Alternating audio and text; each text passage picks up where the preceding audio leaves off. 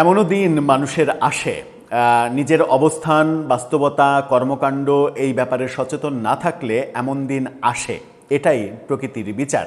যেমন দিন এসেছে যে প্রচণ্ড প্রতাপশালী, প্রচণ্ড প্রভাবশালী ছাত্রলীগ, আওয়ামী লীগ আজকে এনসিপি নেতার দ্বারস্থ হচ্ছে যে ছাত্রলীগ একটা মিছিল করবে, এনসিপি নেতা যেন সেই মিছিলে শেল্টার দেয় এবং তার দ্বারস্থ হয়ে তার মতামত নিয়ে তার শেল্টারে মিছিল করা হয়েছে। এরকম ঘটনা, চাঞ্চল্যকর ঘটনা প্রকাশিত হয়েছে, ফাঁস হয়েছে অডিও। আওয়ামী লীগ যখন প্রচণ্ড প্রতাপশালী 2024-এর 5 আগস্টে পতনের আগের 15.5 বছরে তাদের কর্মকাণ্ডে কি কখনোই মনে হয়েছে যে এরকম দিন তাদের আসতে পারে, যে গতকালকের চুনোপুটিদের কাছে মানে এক ধরনের সহমর্মিতা, সহযোগিতা, করুণা এগুলো প্রত্যাশা করতে হচ্ছে ছাত্রলীগের জন্য, একটা মিছিল করার জন্য? এই করুণ বাস্তবতা কেন তৈরি হলো? এই করুণ বাস্তবতা তৈরির জন্য অন্যরা দায়ী বেশি, নাকি আওয়ামী লীগ, ছাত্রলীগ নিজেরাই বেশি দায়ী? আত্মসমালোচনা করবে কি তারা একটা মুহূর্তের জন্য? চলুন বাস্তবতাটা বুঝে দেখার চেষ্টা করি। চট্টগ্রামে মেটিকুলাস এই ব্যাপারটা কি ঘটলো, নেপথ্যে কি কাহিনী রয়েছে, আবার সেই এনসিপি নেতা যারা কথায় কথায় মুজিববাদের কবর রচনা করতে চায়, কথায় কথায় ফ্যাসিস্ট বলতে চায়, ফ্যাসিস্ট বলে, তারাই বা আওয়ামী লীগকে, ছাত্রলীগকে সহযোগিতা করছে কিসের বিনিময়ে, কত কোটি টাকার বিনিময়ে? সেই আলোচনায় করবো এই ভিডিওতে। থাকবেন পলিটিক্স টিভির নিয়মিত আয়োজনে।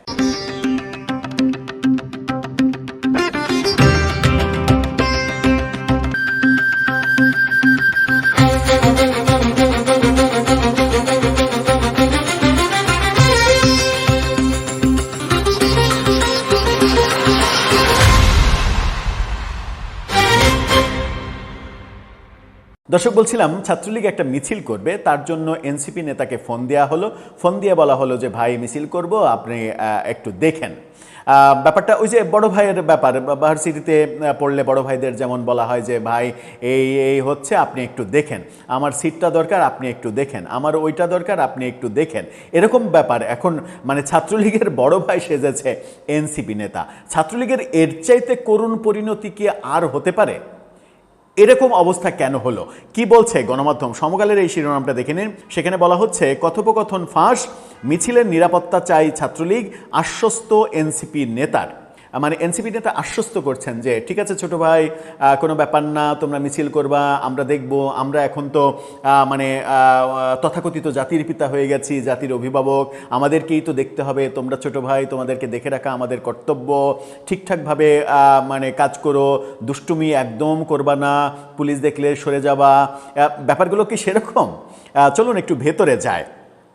চট্টগ্রামে ছাত্রলীগের মিছিল করার ক্ষেত্রে নিরাপত্তা দেওয়ার বিষয়টি সংগঠনটির এক নেতার সঙ্গে এনসিপি নেতার হোয়াটসঅ্যাপে কথোপকথনের একটি ভিডিও ফেসবুকে ছড়িয়ে পড়েছে। এতে ওই ছাত্রলীগ নেতা এনসিপির সহ সাংগঠনিক সম্পাদক হুজ্জাতুল ইসলাম সাঈদ তার কাছে মিছিল বের করার বিষয়টি নিয়ে আলোচনা করছেন। এ ব্যাপারে আশ্বস্ত করছেন ওই এনসিপি নেতা। হুজ্জাতুল ইসলাম সাঈদ নাম শুনলেই বোঝা যায় যে কারা তিনি, কোন আদর্শের তিনি।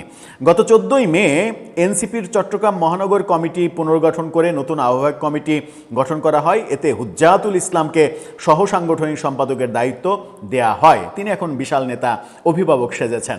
তবে ওই কমিটিকে পকেট কমিটি হিসেবে আখ্যায়িত করে আরও কয়েকজন পদত্যাগ করেছিলেন। সেই সময় এটা নিয়ে আমরা ভিডিও করেছিলাম।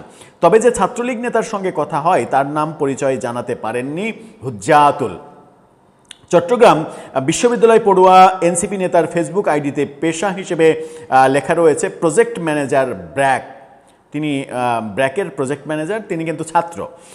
তবে এখন সেই পদে নেই বলে তিনি জানিয়েছেন। সম্প্রতি ফেসবুকে ভাইরাল হওয়া কথোপকথনে জনৈক ছাত্রলীগ নেতা বলেন, ব্রো, আপনাকে বারবার বিরক্ত করছি।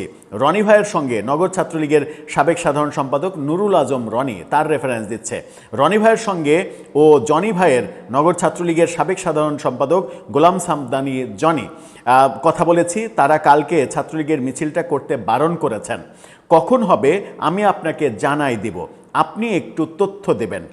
জবাবে হুজ্জাতুল বলেন, তবে আমি যেভাবে ইমানদারির সঙ্গে আমানতদারি রক্ষা করছি, আমি আশা করছি আপনারাও সেটা রক্ষা করবেন।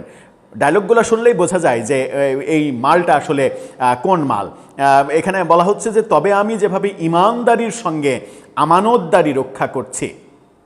তখন ছাত্রলীগ নেতা বলেন, আপনার বিষয়ে রনি ভাইয়ের সঙ্গে প্রতিদিনই কথা হয়, আপনি বোধহয় আমাকে বিশ্বাস করছেন না। আমি রনি ভাইয়ের সঙ্গে কথা বলেই দেব নাকি আমি রনি ভাইয়ের সঙ্গে কথা বলে দেব নাকি জনি ভাইয়ের সঙ্গে? অর্থাৎ মানে ব্যাপারটা কি এটা যে আজকে আমি ইমানদারির সঙ্গে আমানতদারির সঙ্গে তোমাকে সহযোগিতা করছি, কোনোদিন যদি পালাবদল হয় তাহলে হুজ্জাতুল ইসলামের উপরে যেন তোমরা চড়াও না হও, এবং মনে রেখো আজকের এই কৃতজ্ঞতা বোধ যেন সেদিন থাকে। সেরকমই কি কথাবার্তা হয়েছে আমি জানি না। হুজ্জাতুলের জবাব, দুইজনের সঙ্গে কথা বলতে পারলেই বেটার। ছাত্রলীগ নেতা বলেন, আমি দুইজনের সঙ্গেই কথা বলাই দিব, আর যেদিন ছাত্রলীগের মিছিলটা হবে আগের দিন জানাই দেব। আপনি একটু ইনফরমেশন দেবেন এবং একটু প্রোটেক্ট করবেন আর কি। তখন হুজ্জাতুল আশ্বস্ত করে বলেন, ইনশাল্লাহ ইনশাল্লাহ। এভাবেই দুজনের কথোপকথন শেষ হয়, ইনশাল্লাহতেই কথা শেষ হয়। তবে নিজের ফেসবুক আইডি থেকে রোববার সন্ধ্যায় এই ব্যাপারে ব্যাখ্যা দিয়ে একটি ভিডিও প্রকাশ করেছেন তিনি। তাতে তিনি দাবি করেন আওয়ামী লীগ ও ছাত্রলীগের কোনো পর্যায়ের তার সঙ্গে কোনো যোগাযোগ নেই। একটি মোবাইল নম্বর থেকে তাকে প্রাণনাশের হুমকি দেওয়া হচ্ছিল। জীবনের ভয়ে পরিস্থিতি সামাল দিতে তিনি ওই নম্বরের সেই ব্যক্তির সঙ্গে কথা বলেছেন। নিজের দলের ও অন্য দলের লোকজন আমাকে হত্যাযজ্ঞ করে তুলছে। নিজের দলের এবং অন্য দলের লোকজন হত্যাযজ্ঞ করে তুলছে, মানে মিথ্যা কথাটা তো একটা লিমিট থাকে। মানে তিনি কথা বলছেন রনির ব্যাপারে, জনির ব্যাপারে, ছাত্রলীগের ডাকসাইটে নেতা, তাদের ব্যাপারে সরাসরি কথা বলতে চাচ্ছেন, আবার বলছেন যে অন্য অজুহাত সামনে এনে বলছেন ব্যাপারটা ওই রকম, আবার নিজের দলের লোকদেরও দোষ দিচ্ছেন। এনসিপি নেতা আরও বলছেন, আমার উপরে বড় রকমের আক্রমণ হতে পারে, প্রাণহানিও ঘটতে পারে আমার জীবন ঝুঁকিতে। এমিল হাসান নামের একটি আইডি থেকে ভিডিও ছড়ানো হয়। হুমকি দেওয়া ফোন নম্বরের সঙ্গে সেই আইডির অনেক কিছু মিল রয়েছে। 25 দিন আগের একটি ভিডিও এটি। আমি এ বিষয়ে সাইবার ট্রাইব্যুনালে অভিযোগ দায়ের করেছি। এনসিপির অনেকেই আমাকে আওয়ামী লীগ ছাত্রলীগের এজেন্ট বানানোর অপচেষ্টা চালাচ্ছে। মানে সমকালের কাছেও এই ব্যাখ্যাটা তিনি দিয়েছেন। এই হুজ্জাতুল তার আওয়ামী লীগের সঙ্গে কানেকশন এবং এই কানেকশনের বিনিময়ে তিনি কত টাকা গ্রহণ করেছেন কিংবা কি কি সুবিধা আদায় করেছেন, আর তিনি কিভাবে শেল্টার দিবেন, তিনি কিভাবে সহযোগিতা করবেন, তিনি কিভাবে ব্যাপারগুলো দেখবেন, এটা আমাদের আসলে বুঝে আসে না। কারণ এখন তো বিএনপি সরকার ক্ষমতায়, তাই না? ইউনূস সরকার তো না। ইউনূস সরকার হলে না, এই হুজ্জাতুল তিনি ইউনূস সরকারের একজন উপদেষ্টাকে ফোন দিয়ে বলতেন যে এখানে ছাত্রলীগ মিছিল করবে, এটা আমার এত টাকার প্রজেক্ট, সুতরাং এই দিকে চোখ দেয়া যাবে না, তাও তিনি বলতে পারতেন। কিন্তু এখন তো সেই বলার স্কোপটা নেই।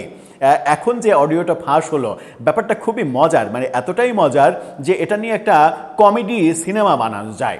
এই কমেডি সিনেমাগুলো এর নামই সম্ভবত নতুন রাজনৈতিক বন্দোবস্ত, নয়া রাজনৈতিক বন্দোবস্ত। যে রাজনৈতিক বন্দোবস্তে চুক্তি হচ্ছে যে আমি যেমন ইমানদারি আমানতদারির মাধ্যমে ব্যাপারগুলো দেখছি, তোমরাও আমার ব্যাপারে ইমানদারি এবং আমানতদারি রক্ষা করবে। সেই ইমানদারি আমানতদারি কি? কাজের বিনিময়ে টাকা, মানে কাবিখা। এই কাবিখা প্রজেক্টটা কত বড় প্রজেক্ট, কত কোটি টাকার প্রজেক্ট? প্রশ্নগুলোর উত্তর আমরা জানি না, শুধু প্রশ্ন করতেই হয়তো আমরা জানি।